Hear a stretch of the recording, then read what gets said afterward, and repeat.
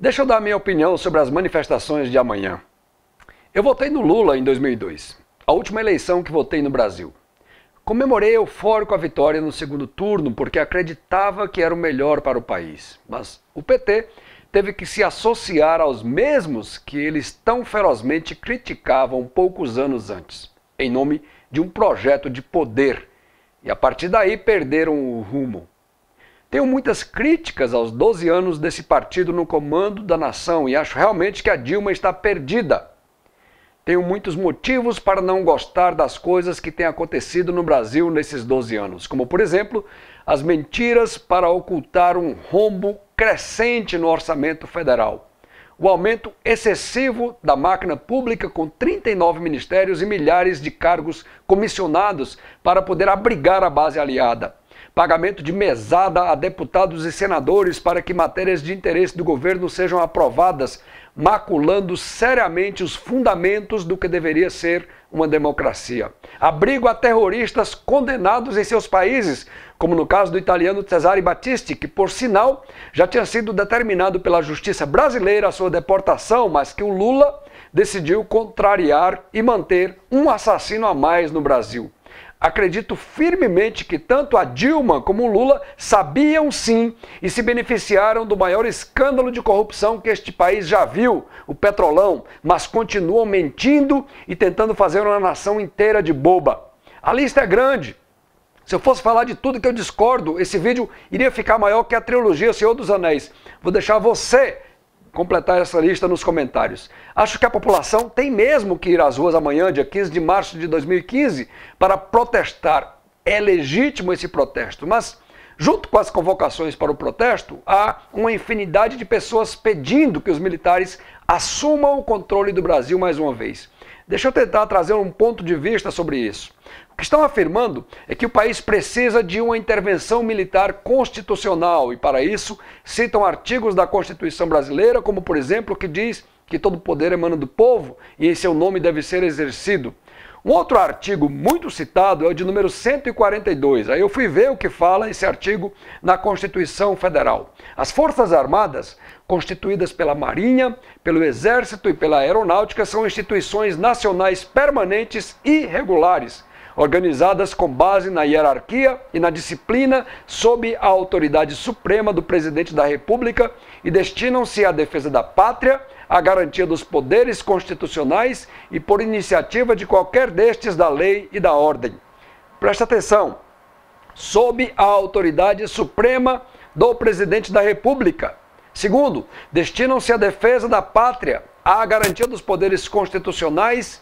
E que poderes são esses? Poder executivo, poder legislativo e poder judiciário. E, por iniciativa de qualquer um destes poderes, manter a lei e a ordem.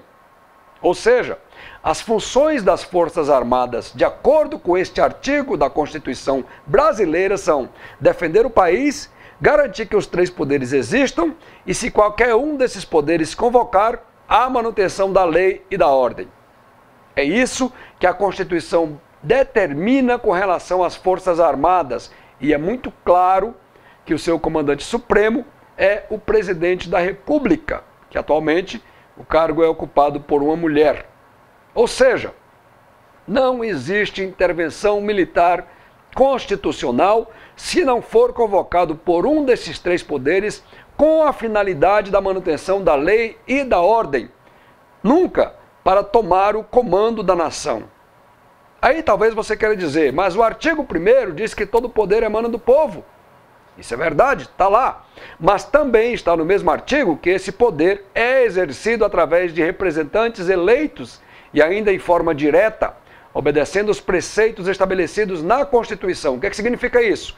Se um grupo de mais de 1 milhão de pessoas quiser fazer uma lei, precisa seguir um procedimento e enviar essa proposta de lei ao Congresso, que fará a apreciação e aprovação ou rejeição da proposta.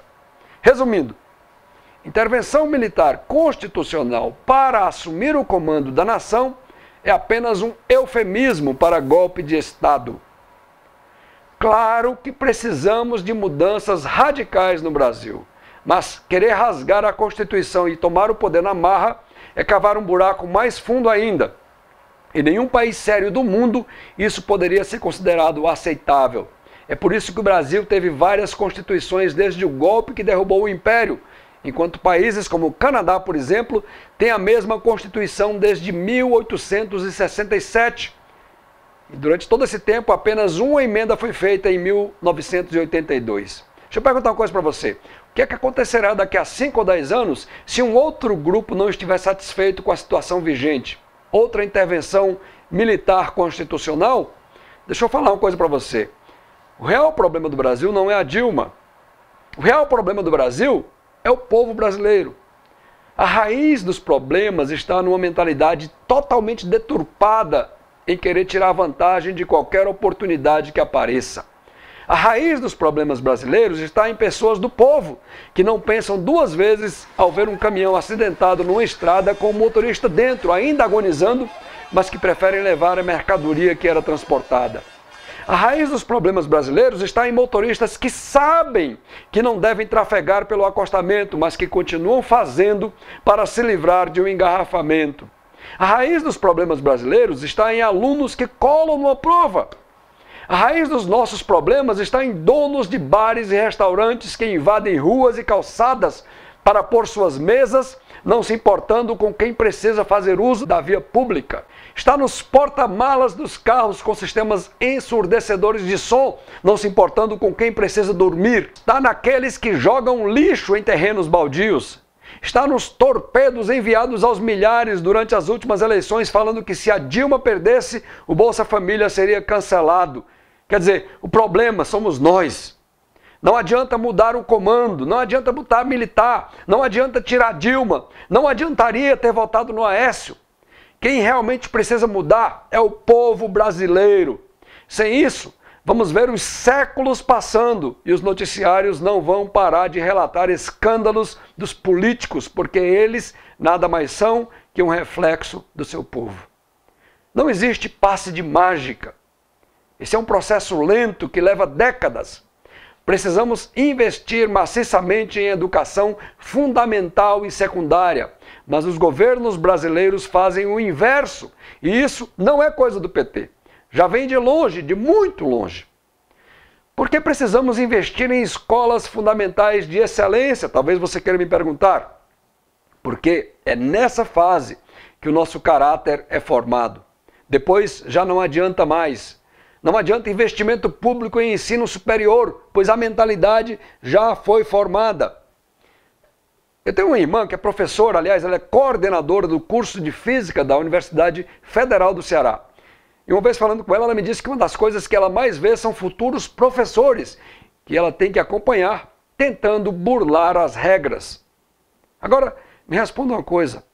Como se alcança uma educação de qualidade quando aqueles que deveriam se preparar para passar valores às crianças não hesitam diante de uma oportunidade de se dar bem?